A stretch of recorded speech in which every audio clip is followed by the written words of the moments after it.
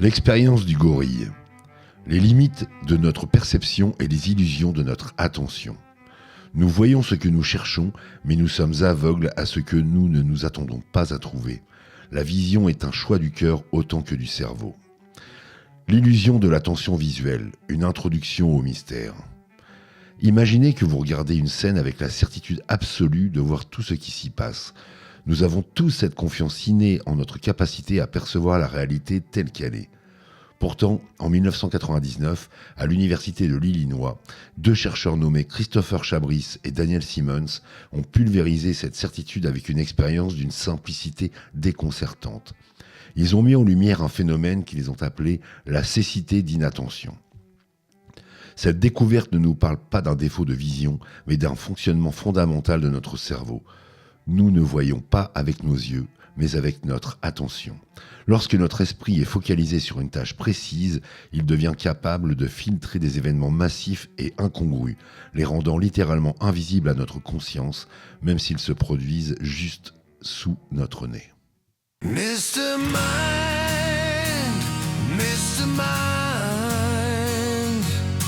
please, where is my mind?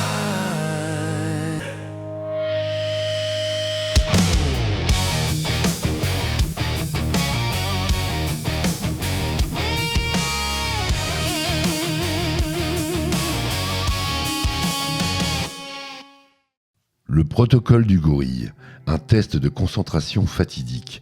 L'expérience originale repose sur une vidéo très courte.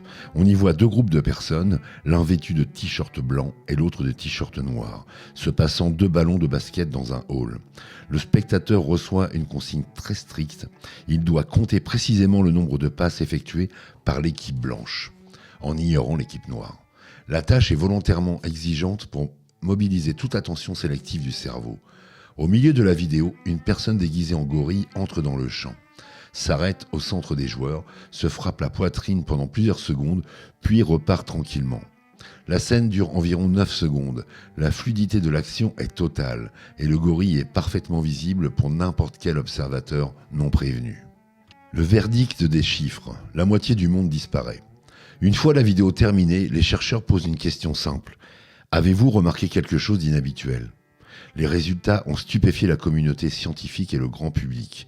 Environ 50% des participants n'ont absolument pas vu le gorille.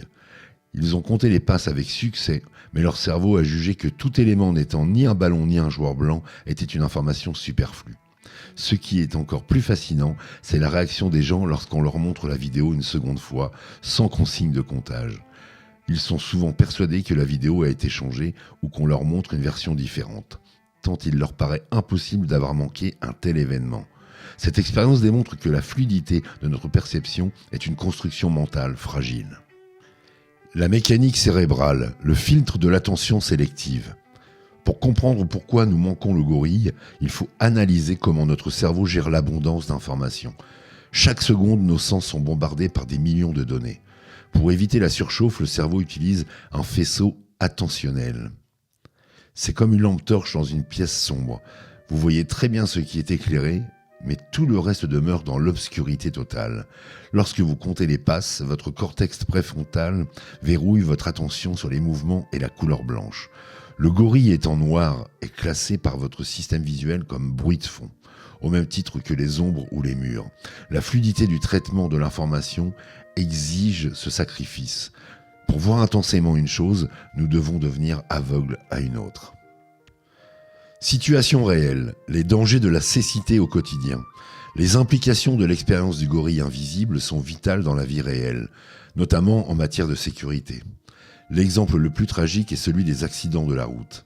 Un conducteur qui cherche intensément une place de parking ou qui vérifie son GPS peut regarder directement un cycliste ou un motard sans le voir, car son cerveau est programmé pour chercher des voitures, des objets larges. C'est ce que l'on appelle l'accident du « regarder mais pas vu ». De même, dans le domaine médical, des radiologues experts ont été soumis à un test similaire. En cherchant des nodules cancéreux sur des scanners pulmonaires, beaucoup n'ont pas remarqué l'image d'un minuscule gorille inséré par les chercheurs sur le cliché. La fluidité de l'expertise peut paradoxalement créer des angles morts dangereux. L'illusion de savoir. Pourquoi nous surestimons notre vision ? Le véritable syndrome mis en lumière par Chabris et Simmons n'est pas seulement la cécité d'inattention, mais l'illusion d'attention. Nous sommes tous persuadés que nous remarquerions un événement important s'il se produisait devant nous. Cette croyance est une erreur cognitive majeure. Nous pensons que notre vision fonctionne comme une caméra vidéo qui enregistre tout, alors qu'elle fonctionne plutôt comme un montage de film très sélectif. Cette confiance excessive nous pousse à prendre des risques, comme utiliser son téléphone en marchant ou en conduisant, persuadé que si quelque chose arrive, je le verrai. L'expérience du gorille est une leçon d'humilité. Elle nous apprend que notre conscience est une fenêtre étroite et que le monde est bien plus vaste que ce que nous percevons. Analyse des recherches, l'évolution de la perception. Depuis 1999, les recherches ont évolué pour tester les limites de ce phénomène. Les scientifiques ont découvert que certains facteurs peuvent réduire cette cécité, comme la fatigue ou l'intérêt personnel pour l'objet invisible. Cependant, même avec de l'entraînement, personne n'est totalement immunisé. La fluidité de notre survie dépend de cette capacité à ignorer le superflu. Si nos ancêtres avaient tout regardé en même temps, ils n'auraient jamais vu le prédateur caché dans les hautes herbes sur lequel ils devaient se focaliser. La cécité d'inattention est donc le revers de la médaille d'une adaptation évolutive brillante, la capacité de concentration extrême. Vers une vigilance consciente, peut-on mieux voir ? Peut-on apprendre à voir le gorille ? Pas vraiment, car si vous le cherchez, vous ne faites plus l'expérience originale. En revanche, nous pouvons apprendre à être plus conscients de nos propres limites. Reconnaître que nous sommes faillibles permet de mettre en place des stratégies de double vérification, que ce soit en pilotage d'avion, en chirurgie ou simplement en traversant la rue.